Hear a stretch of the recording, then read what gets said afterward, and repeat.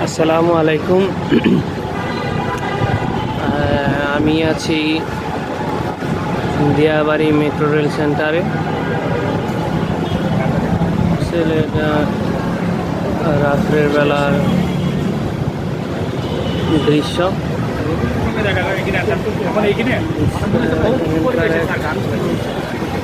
Bridge থেকে একদম মনোরম পরিবেশ লাগে দেখতে, শীতল হাওয়া যেন বইতেছে। আসলে দিয়াবাড়িটা আসলে একদম ন্যাচারাল পরিবেশে ভরপুর। এখানে যদি সময় থাকে ফ্যামিলি নিয়ে আসার মতো একটা জায়গা। আছে 3 ঘন্টা 4 ঘন্টা সময় কাটিয়ে দেওয়ার মতো একটা জায়গা। ক্লান্তির রেশ মাত্র থাকবে না, অনায়াসে আপনি 3-4 ঘন্টা কাটিয়ে দিতে পারেন রিল্যাক্স।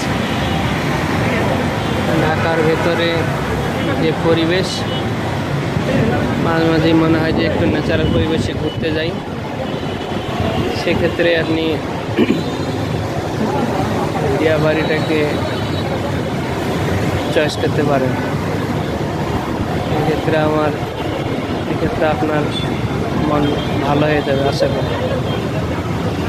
এছাড়া এই জায়গাতে পুকুর আছে, পুকুরে ছোটো ছোটো নৌকার মতো করে আছে, যেখান থেকে আপনারা এই পুকুরে মনে করেন যে নৌকা দিয়ে ঘুরতে পারবেন। খাওয়া দাওয়ার ব্যবস্থা আছে, চা চক্র করা যায়। একটা